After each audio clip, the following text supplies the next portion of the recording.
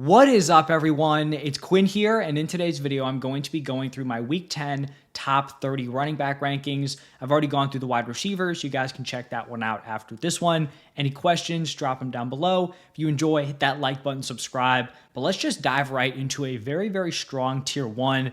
As per usual, the running back position is in a great spot. I feel like the running back ones, through the vast majority of the running back twos, are just very, very strong. So starting off here in tier 1, I have Saquon Barkley as my RB1 this week. He's obviously been a monster for fantasy, and then he also has a really nice matchup. The Cowboys have allowed the third most fantasy points per game to the running back position, so Saquon is a great play. Then I have Derrick Henry. Pretty much regardless of matchup, Derrick Henry has just been an absolute monster. He's the running back 1 in points per game. He is going to be a high-end running back 1 here. Then my running back 3, very happy to have this guy up here. It is my guy, Devon Achane. I was extremely high on him heading into the season. Believe I had him as my running back 5. A lot of people thought that was too high. Not going to lie, I was feeling a little bit nervous, during those Tua weeks where Tua was out and the production was not there. But when Tua has been quarterback, Devon Achane has been absolutely feasting. In 4 games with Tua, he has put up 23, 29.5, 26.7, and 31.2 PPR points. His receiving usage has been insane purely as a wide receiver. Just his receiving numbers, he is averaging 17.8 PPR points per game. So he is pretty much a wide receiver 1, plus you add on the rushing production. He has been a monster. As long as Tua can stay healthy, Devon Achane is going to be a high upside running back 1 rest of season. The receiving upside has really just been insane, like I said. Then we have Bijan Robinson going up against the Saints. It's a nice matchup here. They've allowed the 7th most points per game to the running back position. And then Bijan has just been very consistent, 20 plus PPR points in 4 straight games. It would be nice if he was dominating the goal line stats.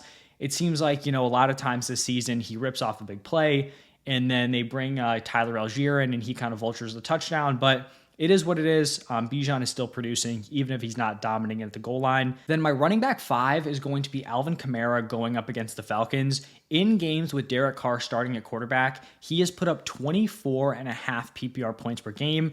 Now, I do think this offense obviously takes a massive hit with the injuries to Chris Olave and to Rashid Shaheed. So maybe the touchdown upside is somewhat limited. Taysom Hill is going to be vulturing near the goal line.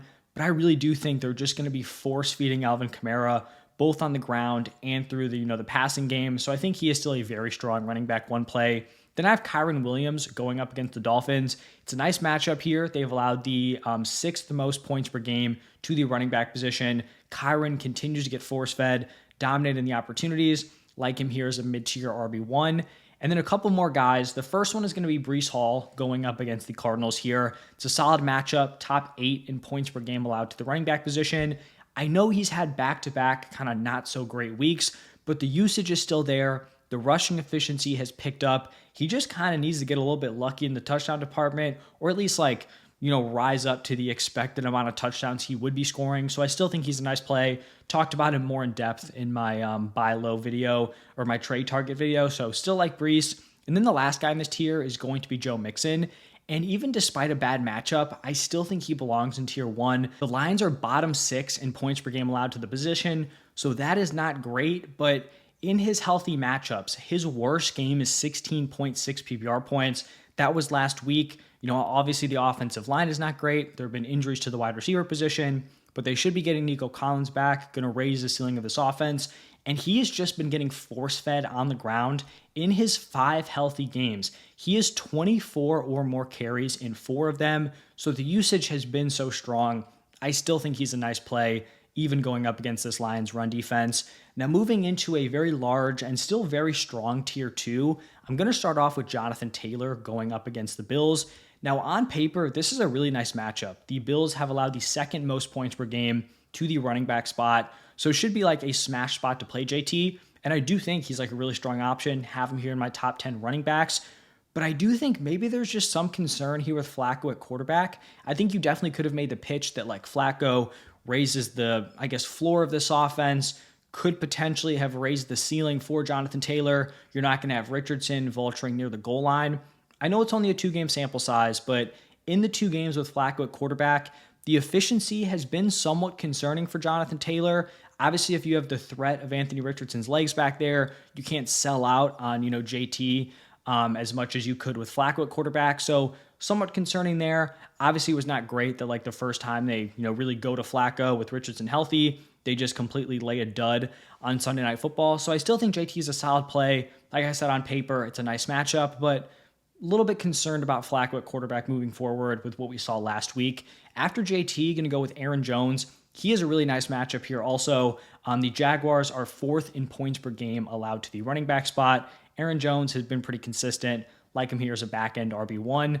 A guy who does not have a strong matchup, it is Jahmyr Gibbs. The Texans are bottom 4 in points per game allowed to the running back position. Obviously, that's going to be tough for Jahmyr Gibbs, especially if he's sharing the backfield with Dave Montgomery. But I still think on a very good offense, this team is scoring on everyone. Still think Jahmyr Gibbs is a very nice back-end RB1 play. Then we're going to go with James Cook here. Just kind of where he's settled in on the season. He's the running back 10 in points per game. Not going to dominate the usage everywhere. You're still going to have Ray Davis, Ty Johnson, mixing in, but he's getting most of the valuable opportunities. Obviously playing on a very, very good offense. And in his opportunities, he's performing very well. Also in tier 2, going to go with DeAndre Swift going up against the Patriots. Even in a down game from this Bears offense, he still had a decent fantasy day. It's a nice matchup here. They are top 5 in points per game allowed to the running back position. The Patriots are, and he has put up 14 plus PPR points in each of his last 5. They also traded Khalil Herbert. Not that that really makes a difference for Swift. He's been healthy and active, but just thought I'd throw it out there. I guess I'll talk about that when I talk about Chase Brown.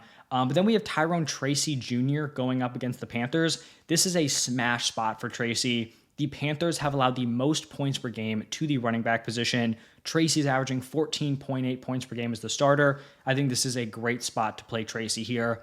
The guy who I just mentioned, Chase Brown, is up next at running back 15. He is going up against the Ravens, and we pretty much had like this 1 week window of, oh my gosh, Chase Brown is going to be a league winner. He's going to be an absolute workhorse. We have Zach Moss missed this game. We're getting word that, it's a neck injury, could be out for an extended period of time. And Chase Brown in week 9 with no Zach Moss gets 27 carries, turns that into 120 yards, also catches 5 passes for 37 yards and a touchdown. Now, I do think the Khalil Herbert addition, it's going to limit this workload a little bit. Like, he's not going to be getting pretty much every single opportunity like we saw in week 9, but I still think Chase Brown is a very, very strong play. I mean, Khalil Herbert is someone who, like I said, was a healthy and active for the Bears over the last few weeks. So maybe this goes to like an 80-20 or a 75-25 split. I still think Chase Brown is going to be a great option. It's just this specific week, not a great matchup here against the Ravens, but still someone who I think is a very strong start. Then after Chase Brown, going to go with Kareem Hunt. He has 20 or more carries in 4 straight games, and he has 13 plus PPR points in all 4 of those matchups. So the usage has been there week after week. We're hearing Isaiah Pacheco still a few weeks away from practicing, so we could be getting like 3, 4, maybe even 5 more games of Kareem Hunt, getting this type of workload on obviously a pretty solid offense. So like Kareem Hunt here in the RB2 range. Then I have J.K. Dobbins, and I was not super high on Dobbins last week. He had logged a bunch of inefficient games in a row. On paper, it was not a good matchup against that Cleveland run defense, but J.K. Dobbins went out. He had a huge game in a tough matchup. That was fun to see from him. Like him as a mid-tier RB2 play. Not going to get a ton of work in the receiving game, but obviously the workload on the ground is going to be there. And this Chargers offense is looking better, ever since the bye. Tier 3, going to be a smaller tier here, but some interesting names. The first one is going to be James Conner. Hasn't been the highest ceiling option, but has been fairly consistent. He's put up 14 plus PPR points in 7 of his 9 games. Then after James Conner, going to go with Christian McCaffrey. It does look like he is going to be making his debut for the season here in week 10. And admittedly, he's a pretty tough player to rank. Now, obviously, with me having him here at running back 19, I'm expecting some sort of split. I'm not expecting him to be unleashed. If I was expecting, a healthy CMC workload, he'd be probably running back 1 overall. Like, that's where Christian McCaffrey has set himself up. But I think first week back, obviously missing the first 9 weeks, I think they're going to ease him into the offense a little bit. I still think he'll get some of the valuable looks, receiving opportunities, in the red zone near the goal line. I think those opportunities will go to him, but I will just, tell you guys to maybe temper your expectations in his first week back. But should continue to build. And I think within a few weeks, you'll be firing him up as like a locked in mid to high end RB1 play. And then the last guy in this tier is going to be David Montgomery going up against the Texans. Like I talked about with Jahmyr Gibbs, it's not a good matchup, bottom 4 in points per game allowed. And David Montgomery, even though he's been fine over the last few weeks, his last 3 games have actually been his worst 3 fantasy games of the season. So like I said, it's not like he's tanking or anything, but not necessarily trending in a great direction, plus the bad matchup. Not as high on him this week as I would be normally. And then tier 4, definitely an interesting tier. Going to start off with Chuba Hubbard. So I will say at this point, we should be monitoring the return of Jonathan Brooks. Sounds like he will, make his debut here. I'm not expecting a monster workload out of Jonathan Brooks, especially in his first week back. I did talk about Chuba as a potential sell high candidate because I do think as Jonathan Brooks works his way into the offense, I do think it could be a hit to Chuba Hubbard. Not saying that Chuba is going to, lose out on his RB1 spot or anything, but I do think Brooks kind of pushing for some sort of committee, even if Brooks doesn't become fantasy relevant, could still be a hindrance to Chuba Hubbard. But I think in his first game, I still think Chuba is a really nice play, coming off by far his best game with Bryce Young at quarterback. Then after Chuba, going to go with Ramondre Stevenson. Despite not being super efficient on the ground, Ramondre has put up 23.5 and 22.4 points in his last 2 games. The touchdown upside has been there with Drake May. I like him here going up against the Bears. Then we have Brian Robinson Jr. going up against the Steelers. He missed week 9 with a hamstring injury. On the season, he's averaging 14.1 points per game. Just an injury we'll have to monitor. Obviously, if we're hearing he's limited or not going to be 100%, then we'll reevaluate. But this is where I have him right now. Then I have Tony Pollard going up against the Chargers. Kind of a weird week for Pollard. He had a really nice matchup on paper, but then, he had missed a bunch of practices. It seemed like gearing up to Sunday, he was not trending towards playing. Then we're hearing he was going to give it a go. And so he pretty much went from looking like he wasn't going to play to handling 31 opportunities, 28 carries, 3 targets, and he puts together a big game. Now, for this specific week, it's just a really tough matchup against the Chargers. They've allowed the second fewest points per game to the running back position. So it's a tough spot. Still think he's playable based on the usage as like a fringe RB2, but definitely not like overly hyped to throw him in my lineup. And then the last guy in this tier is going to be Najee Harris going up against the Commanders. In his last 3 games, he has put up 16 plus PPR points. In his last 2 games with Russ at quarterback, he has 40 total carries. So the usage has consistently been there. I like him here as a high-end RB3. Now moving into tier 5, we're going to have Rachaad White, Bucky Irving, and Rico Dowdle. For both these Bucs running backs, kind of expectedly, neither guy had a big game against the Chiefs. The Chiefs have been locked down against opposing running backs. Rachaad White had a better day just getting into the end zone, but the usage between these two was fairly similar. Not a great matchup again here against the 49ers, but definitely not as terrible as last week. So I think they're both playable as higher-end RB3s. And then the other guy in this tier, Rico Dowdle, coming off his best game of the season. He's actually put up 10-plus PPR points in 4 straight. The problem is this is just a really tough matchup against the Eagles. They've allowed the 3rd fewest points per game to the running back spot. Also without Dak Prescott, like pretty close to worst case scenario here for Rico Dowdle. I guess he's still playable based on his expected usage. The receiving has been decent, I believe 6 targets in back-to-back games, but obviously the matchup, the overall upside of this offense, not ideal. I will say, I already posted the wide receiver video. They did just trade for Jonathan Mingo.